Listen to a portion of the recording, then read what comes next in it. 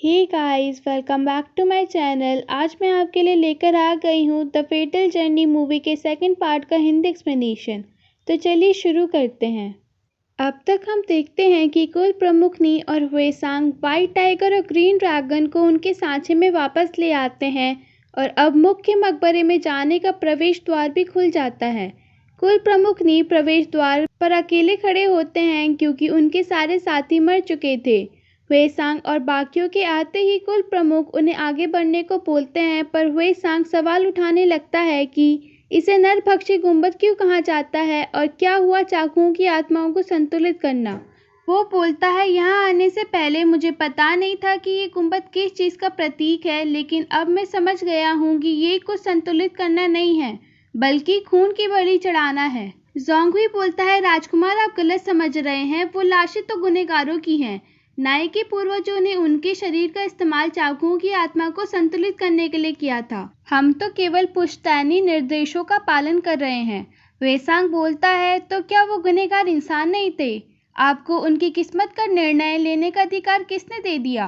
कुल प्रमुख नहीं बोलते हैं, चाकुओं की आत्मा बहुत खतरनाक है।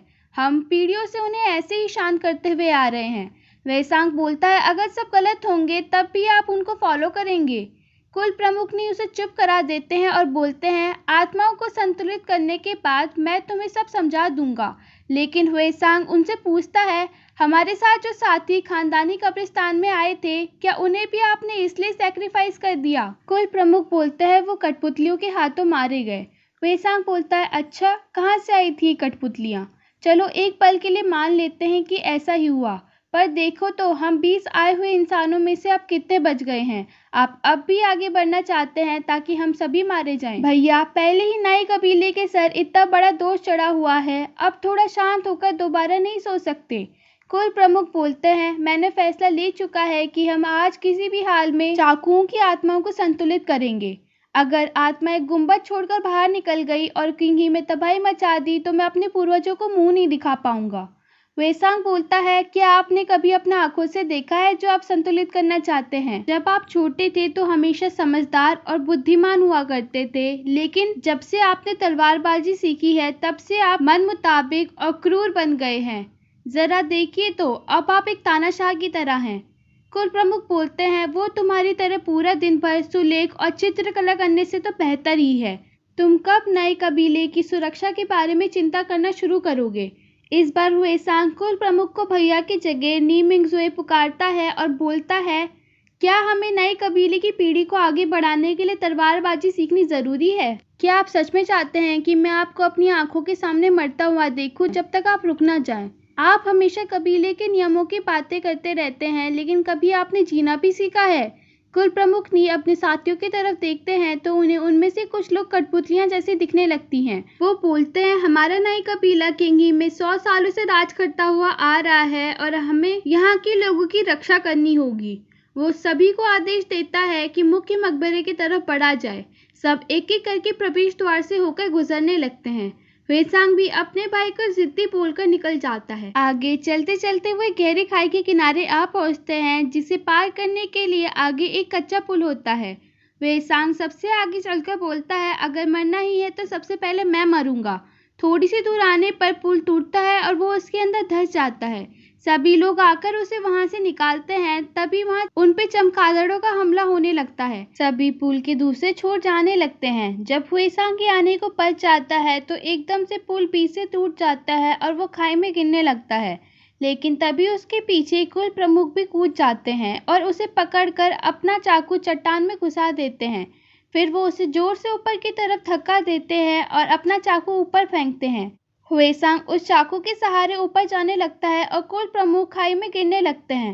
हुएसांग को बचपन की याद आने लगती है कि कैसे वो दोनों साथ में रहा करते थे और उसका भाई हमेशा उसको प्रोटेक्ट करके रखता था। वो ऊपर आके एक रस्सी को पत्थर से बांध देता है और खाई में जाने लगता है। जोंगहुई उसे रोकने की कोशिश करता है, लेकिन वो खाई में छलांग मार देता है।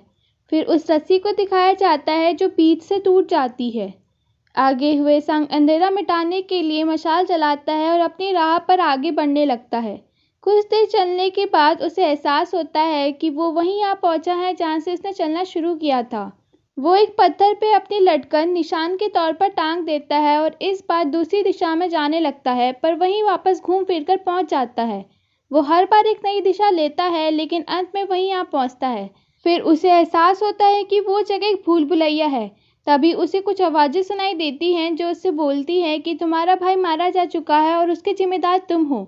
तभी वहां एक तरफ से काला धुआं आने लगता है, जिसे देखकर वो डर जाता है और बेहोश हो जाता है। जब उसे होश आता है तो उसका भाई उसके सामने होता है। वो उससे बोलते हैं, तुम मुझे बचाने यहाँ क्यों आए? अब तुम भी यहाँ फंस चुके हो तो मास्टर की पोजीशन कौन लेगा? वेसांग बोलता है, तो क्या मैं मास्टर बनने के लिए अपने भाई का त्याग कर देता? कुल प्रमुख कहते हैं, तुमने बिल्कुल सही कहा था। चाकुओं की आत्माओं को संतुलित करना हमेशा का समाधान नहीं है। अगर हमें नए कबीले को बचाना है तो हमें इन आत्माओं को दबाना होगा। मेरी खुद की वजह से आज हम इस हाल में पहुंचे हैं। वैसाख बोलता है, भैया इसमें आपकी कोई गलती नहीं है। अगर मैं आपकी जगह होता तो शायद यही करता। असल में नए कबीले के कुल प्रमुख होने के नाते आपको कई मामलों में विकल्प नहीं मिलता। शायद यही हमारा भाग्य होगा। कुल प्रमुख बोलते हैं, मैंने तलवारबाजी अच्छे से सीखी क्योंकि मुझे लगा था कि मैं चाकुओं की आत्माओं का कर्ज ठीक करने का तरीका ढूंढ सकता हूँ, पर अंत में मैंने भी बाकियों की तरह वही पुराना भयंकर रास्ता चुना। वो बोलते हैं, वेसांग मुझे तुम्हारे साथ सख्ती इसलिए बरतनी पड़ी क्योंकि मैं बहुत जल्दी मर जाऊंगा। फिर आज नहीं तो कल कबीले का सारा भार तुम्हारे कंधों पे आ जाएगा और मुझे लगता था कि मैं तुम्हें जिंदगी भर प्रोटेक्ट कर सकता हूँ। मैं तो बस नए कबीले को आगे बढ़ाना चाहता था, लेकिन ऐसे तो उसका मेरे हाथों नाश हो जाएगा।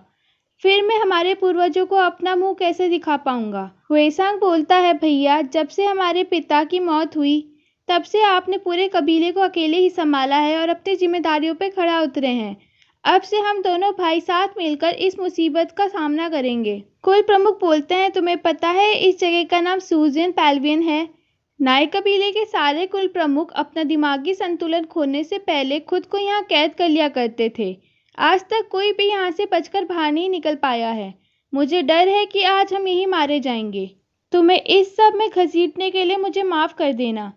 वेसांग बोलता है, ऐसा है तो आज हम दोनों भाई साथ में अपने पूर्वजों की मरने वाली जगह में चैन से मर सकते हैं।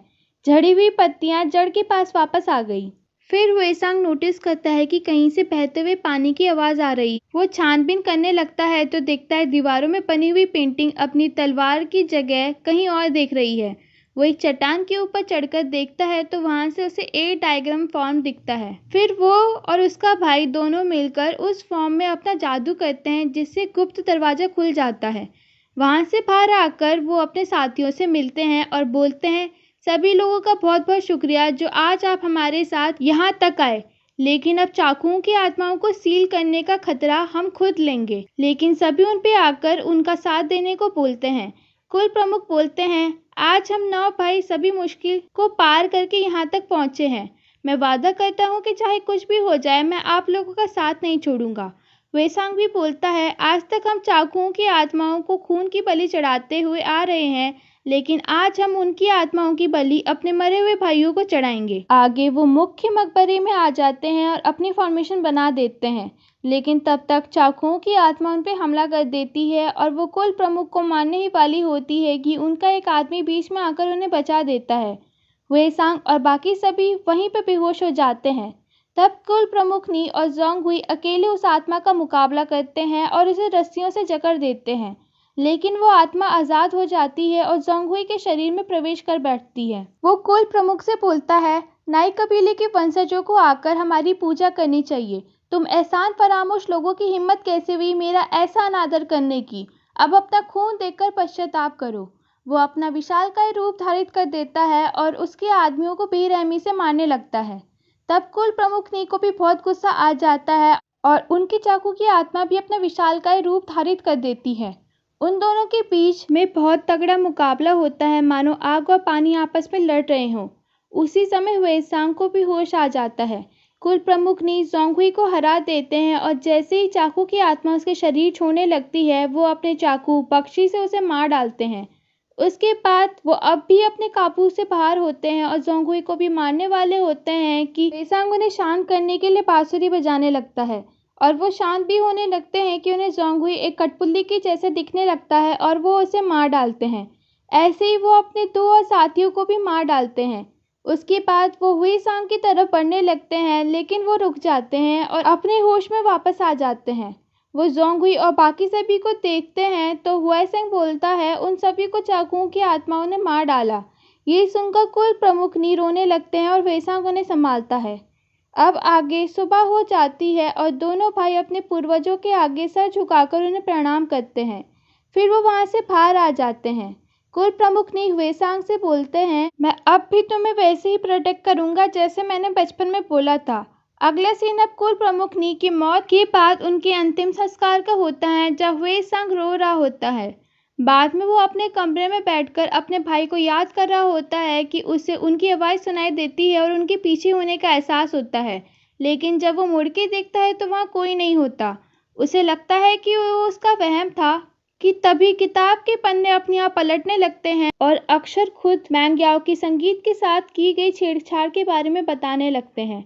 हुए-सांग को समझ आ जाता है कि कैसे उसके भाई की मौत का जिम्मेदार मैंग्याओ है। उसी पर मैंग्याओ वहाँ उसे दिलासा देने आ जाता है। हुए-सांग एक लंबी सांस लेता है और उसे ग्रीट करके धन्यवाद बोलता है। कहानी तो यहीं पर ख़त्म हो जाती है, लेकिन आप लोग समझ ही गए होंगे कि फिर उसने अपने भाई की मौत का बदला लेने के लिए क्या किया होगा। जी बिल्कुल, वही था जिसने मू जुआनज़ू की कुर्बानी के बदले वीवू जियान को पुनर्जीवित किया और अपने भाई के चाकू की आत्मा के जरिए वीवू जियान और लैन ज़ेन को इस मामले में जांच करने के लिए प्रेरित किया, जिससे आखिर में वो मैंग्याओ से बदला लेने में कामयाब हो पाया। तो ये थी कहानी हमारे नी हुआई-सांग की कि कैसे वो एक मस्त मौला राजकुमार से एक जिम्मेदार कुल प्रमुख बन सका। नोवेल के हिसाब से नी हुआई-सांग भविष्य का होने वाला चीफ कल्टीवेटर है, यानी कल्टीवेटर वर्ल्ड का मुखिया। अगर आपको ये कहानी अच्छी लगी तो वीडियो को लाइक कर दीजिए और ऐसी दिलचस्प कहानियों के लिए मेरे चैनल को सब्सक्राइब कर दीजिए। तो मिलते हैं फिर एक नई कहानी के साथ।